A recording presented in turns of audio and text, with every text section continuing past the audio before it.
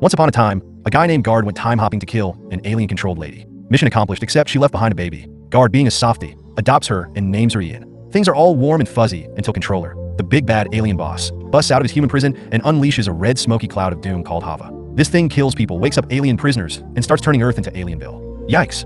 Guard and his buddy Thunder, who's basically a superhero gadget, team up to stop Controller before he can make the cloud blow up the whole planet. But during the showdown, things get messy. They accidentally time travel again. This time with Controller and Ian on board. Thunder gets fried, Guard dies, heroically of course, and Ian ends up floating down a river clutching Guard's magical dagger. Fishermen find the dagger, but not her. 10 years pass. Now Ian's all grown up, and she's on a mission. Find that dagger, save the world, avenge Dad. Along the way, she meets Murik, a snarky mage who's way too chill for someone fighting aliens. Together, they take on alien baddies who are also after the dagger because duh, it's super powerful. After some epic battles and sarcastic banter, Ian finally gets the dagger. She sails off on a boat, all dramatic, while Murik has an existential crisis. Turns out he is secretly carrying Controller, who's been freeloading in his body since childhood. Awkward.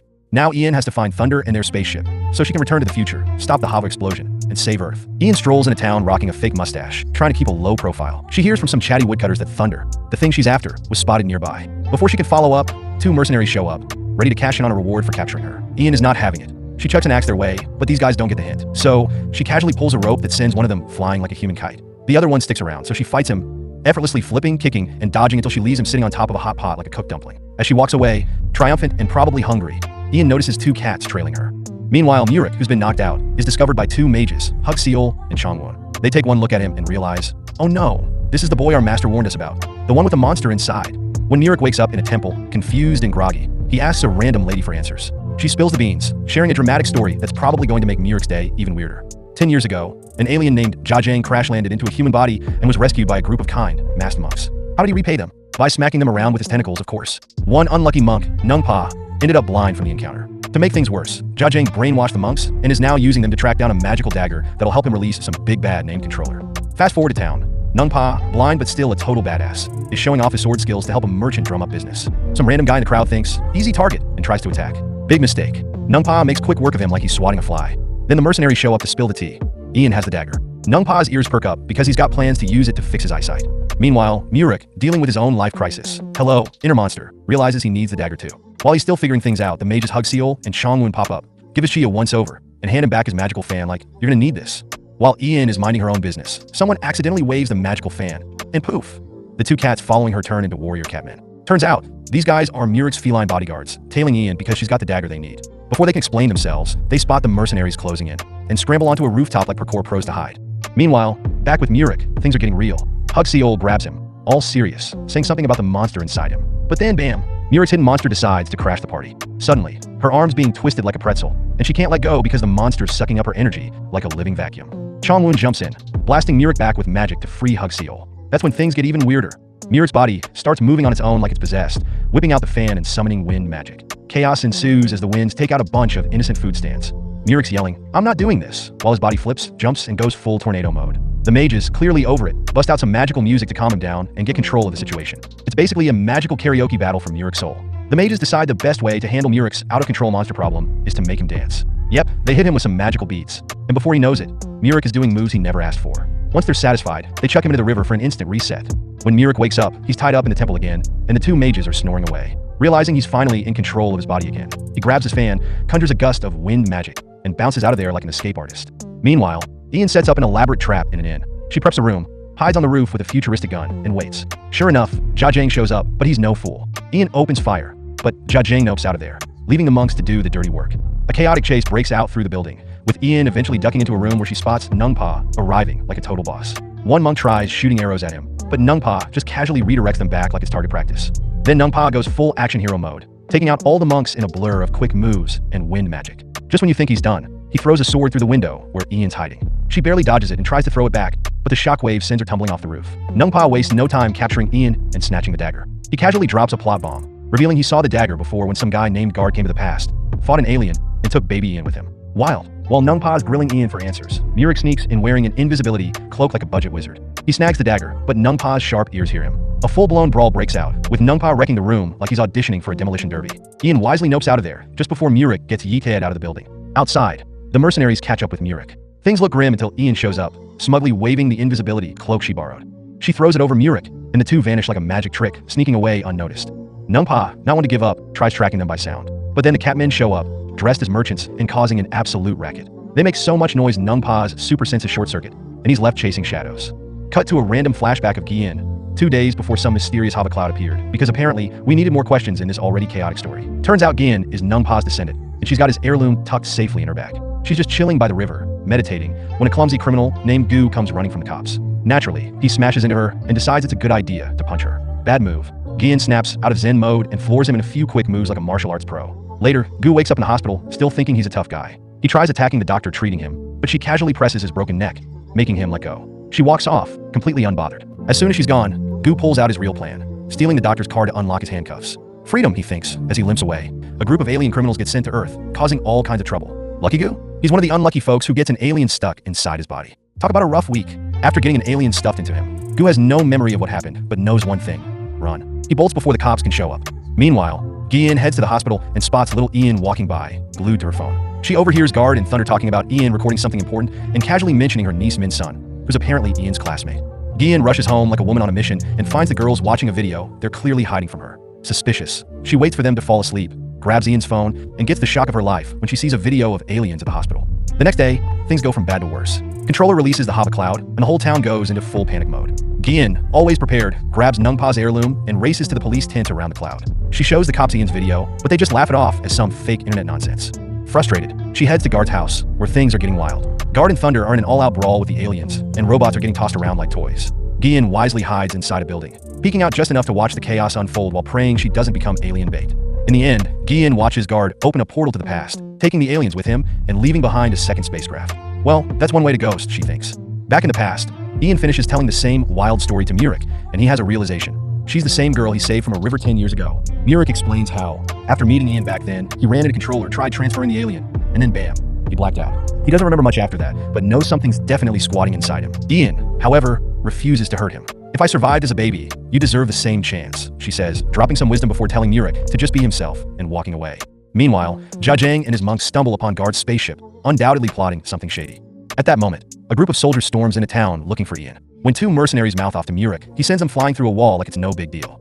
The Catmen track Ian's scent and find her snoozing on a rooftop. They wake her up and warn her about the incoming danger. Together, they decide to leave town and hunt for Thunder. By morning, the group reaches a spooky cabin in the woods, where Ian discovers a photo of her and Guard taken by Thunder. On the back, it says, "Run away, you fool." Encouraging, right? They also find a painting of Thunder on the wall, and, shockingly, Thunder himself, abandoned and collecting dust on a shelf. This adventure just keeps getting weirder. Thunder, the dusty old robot, is right there on the shelf, but he's totally out of juice and not responding. The group's brainstorming session gets interrupted when the woodcutters from town show up, spot the Catmen, and freak out. "Not again," they scream, running for their lives. Apparently, these guys remember the Catmen from 10 years ago.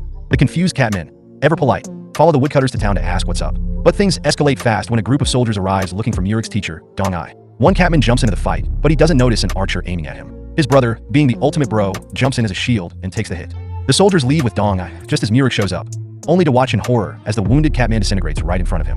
The Catman's energy shoots into Thunder, briefly powering him up for a few seconds before he goes back to being a glorified paperweight.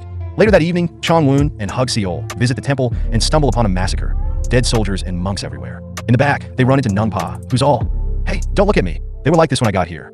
Then Murik and the remaining Catmen arrive and head upstairs, where they find Dong-ai with a sword sticking out of his chest. Dong-ai, barely hanging on, uses his last breath to reveal a bombshell. The Catmen came out of Thunder 10 years ago. Murik, now furious and ready to throw hands with whoever's responsible, starts tearing through the building while the Catman processes this wild revelation. In the basement, Ian stumbles upon Guard's spaceship, and bam, Thunder starts glowing like it's been plugged into a power source. But then, out of nowhere, Jiajing pops out in his creepy alien form and stabs the last Catman. Murik bursts in like a hero, throwing an axe at Jiajing, forcing him to run off. Things get even crazier when Jiajing turns around and attacks Ian and the 2 mages. Ian, naturally, doesn't waste time and opens fire. Meanwhile, Nungpa throws his sword like a boss, slicing through Jiajing's tentacle to make it let Ian go. As Ian hits the ground, the dagger falls out of her pocket and, of course, the alien grabs it before bolting again. Nungpa chases after it, but he can barely swing his sword before he's shoved onto the lower floor like a ragdoll. Next up, Murik steps in to fight Jiajing, but he's a second too slow and gets stabbed in the chest with the dagger. Ouch! Murik crashes to the floor in pain, and Ian rushes over to pull out the dagger, which triggers a huge memory flash.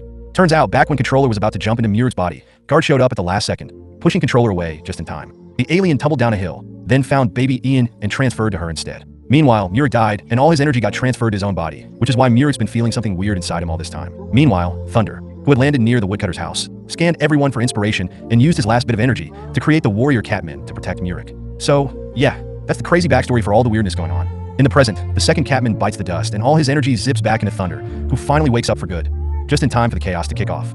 Downstairs, Ian is in shock from the memory and decides to go full-on dramatic, pulling out her gun and getting ready to self-delete. But just as she's about to pull the trigger, the alien inside her has other plans and stops the bullet with a tentacle. Zhang turns back into his human form, but then bam, Controller takes over Ian's body, sending Thunder flying across the room when he tries to get close. Controller, now in charge, uses the dagger to activate the spaceship in the time portal because why not throw in time travel for good measure? Nung Pa, being the absolute legend he is, guides his sword and knocks the dagger out of Ian's hand, grabbing it himself. Controller's not having any of that, though, and attacks Nung Pa with a tentacle, always with the tentacles. The dagger falls, and the mages rush in to grab it. This sets them all up in front of the time portal, which sucks them, Controller, and Zhang into the present. Controller lands in the middle of the Hava cloud, and his presence wakes up all the aliens inside humans, which is not a good thing. Meanwhile, Zhang is just casually strolling around the hospital. Back at the police tent, Gian rushes in to warn them about the alien disaster. But the cops, clearly not into alien theories, immediately knock her out with a taser and lock her up in a police car. Classic. So, a team of agents bravely marches into the Hava cloud, guns blazing, thinking they're going to save the day. Surprise! Their bullets are absolutely useless against the aliens, who take them down in minutes. The camera on their uniforms catches a quick glimpse of the aliens before it gets destroyed, because of course it does. Typical. Meanwhile, the two mages and the dagger crash land into a gym. As they're trying to figure out what happened, the footage of the alien shows up on TV, and the mages, thinking the TVs are the aliens themselves, go completely wild and jump on the treadmills to destroy the screens. Like, who needs actual aliens when you've got angry mages? The cops, of course, show up to arrest them, and when the mages try to grab their guns, they get tasered. Classic police move. So now, all three of them are thrown into the same police car as Gian, who wakes up just in time to see the mages magically take off their handcuffs. Then, just as things are calming down, Gu drives by like a maniac and smashes the police car. The car crashes into another vehicle and rolls around like it's in a bad action movie. It lands on a vent lid, and Hug Seol, not expecting a free trip, falls through it and slides down a pipe into a tunnel. Gian, being resourceful, takes the unconscious driver's keys and frees herself. She grabs a gun and shoots at Gu, but he's too fast and dodges the shots like a pro. Gian and Chongwon also fall through the vent because why not? And they all meet up with Hug Seol in the tunnel. They start running, and Gu lands in the tunnel too, like the relentless alien that he is. A few minutes later, they take the stairs to escape, and the mages mention Ian. Gian puts two and two together and realizes they're talking about her niece's friend. Just as things get intense, Gu finds them and uses his tentacle to knock Gian down. The mages hide in a train, and Ian shows up, looking for the dagger. Gian decides it's time for a sneak move and quietly slips away. Just then, Gian gets a call from Min's son, who's at Ian's house looking for a friend and just happened to see the spaceship. Oh, and Zhang also shows up to get the ship, so Min's son has to hide like she's in some spy movie. In the past, Thunder finally wakes up and also gives Murik a nudge, waking him up too. After explaining that he's the one who created the Catman, Thunder uses his powers to unlock Guard's energy in Murik, which lets him summon special armor. But Murik has no idea how to use it, and ends up wrecking part of the temple in the process. Oops. Meanwhile, Nung Pa notices something weird when he touches the dagger. His hand gets cut, but more importantly, he can see again. He's pumped about that.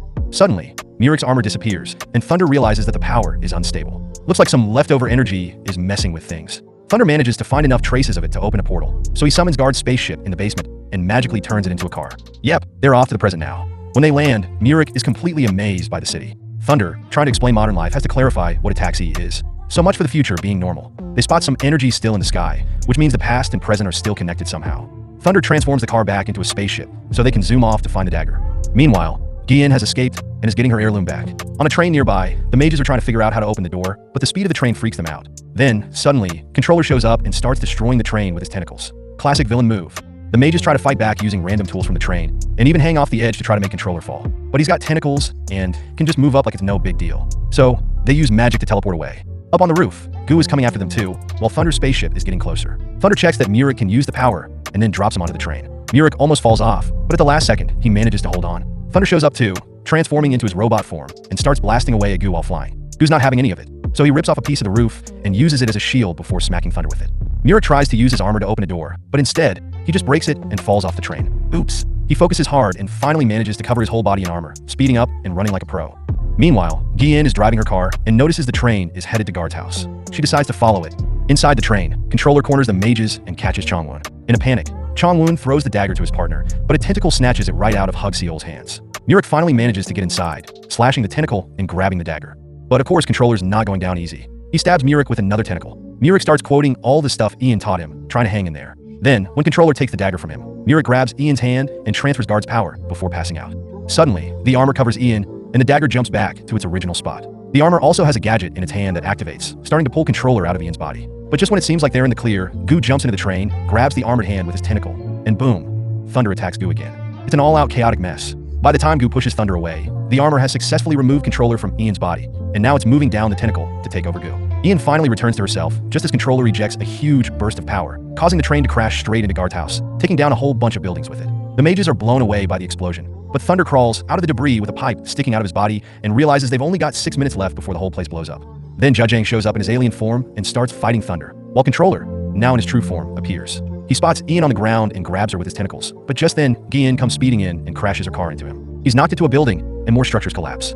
As if things weren't crazy enough, Nungpa's magic sword falls out of Gian's heirloom bag. The mages use it to attack Controller while he's trying to get back up. Then, somehow, the sword ends up in Gian's hand, and she reveals that Nungpa had left a letter for his descendants, explaining that some people from the past would show up in the future. Along with the sword, he left Muric's fan and the mages' weapons. The mages grab their weapons and start casting magic again. Meanwhile, Muric is still weak on the ground, but when he sees his fan, he uses it to attack Jajang, taking the alien down. Then, the fan drops a sword right in front of him. Things are definitely getting wild. The mages use their music powers to help Ian and Muric get some energy back. With their help, the humans start fighting better, and Thunder sees they might actually win. Ian grabs the dagger and runs toward the spaceship, with everyone fighting the aliens to protect her. Muric and Gian fight with their swords while the mages use magic, like making a giant hand and magical clones. The fighting causes even more destruction, but Collector manages to catch both Ian and Muric. Thunder comes to the rescue, cutting off one of Collector's tentacles so Ian can escape. Gian throws her sword, and Hugseal makes it huge, finally killing Jajang. Ian gets close enough to the spaceship and throws the dagger as she jumps. Collector tries to grab it with his tentacle, but Muric, now with his sword, cuts him in half. The dagger hits the spaceship and shuts it down, causing the aliens still outside human bodies to start disintegrating.